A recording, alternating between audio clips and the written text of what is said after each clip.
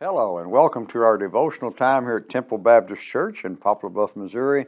As always, it is a pleasure to be with you, and it's always our prayer that we uplift you a little bit, draw you a little closer to God, and just make your day a little more enjoyable by sitting down and listening to just a few minutes of God's Word.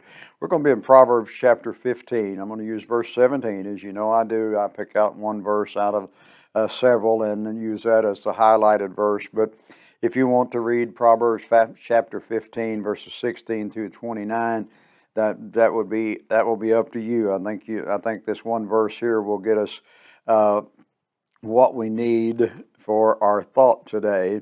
And in verse 17, better is a dinner of herbs with where love is than a fatted calf with hatred.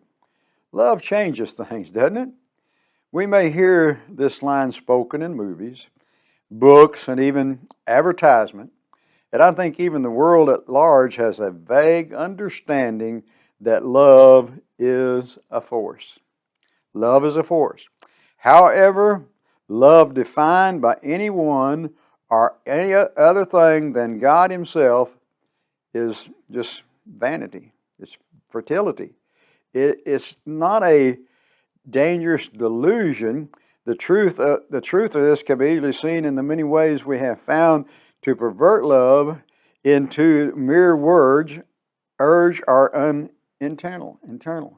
We use that word love all the time, don't we?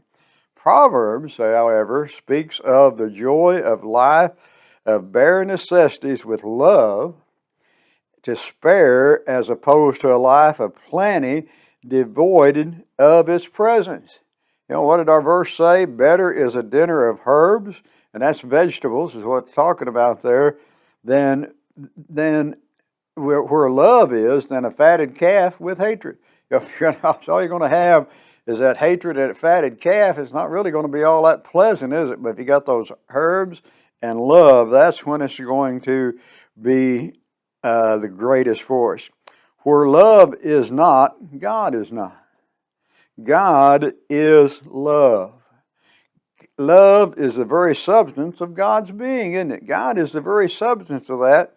And the Levites at that time, they became a channel of His love, changing everything into a better representation of God's kingdom on earth. The entire passage today, I would think, gives us insight into the opposing attitudes and outcomes when we live our lives with godly pursuit or with self-centered of all. Now, how are we going to live this? We're going to live self-centered, or we're going to live it in pursuit of God. When God is our focus, our lives will become more representative of the kingdom. What is God's kingdom? Love, isn't it? What's His commandment? Love one another. Love the Lord thy God with all thy heart and with all thy soul, and love thy neighbor as thyself. So we're to love. Our lives will become more representative of the kingdom. The kingdom, really, we need to let it overtake our lives if we will seek Him, and the lives of love He wishes for us to enjoy. He wants us to enjoy the love. Maybe might just have the herbs to eat, but if we got love, the love of God, we have everything we need. Come and be a part of our services here at Temple. We meet on Sunday mornings, our first service at 8 o'clock. Then we have Sunday school at 9. Then we have a worship service at 10 o'clock. Excuse me. Then we meet Sunday night at 6 for another message, another worship service, praise and worship service. And Wednesday night at 7 o'clock, we have a Bible study and prayer. So come and be a part of those services. May God bless you is our prayer.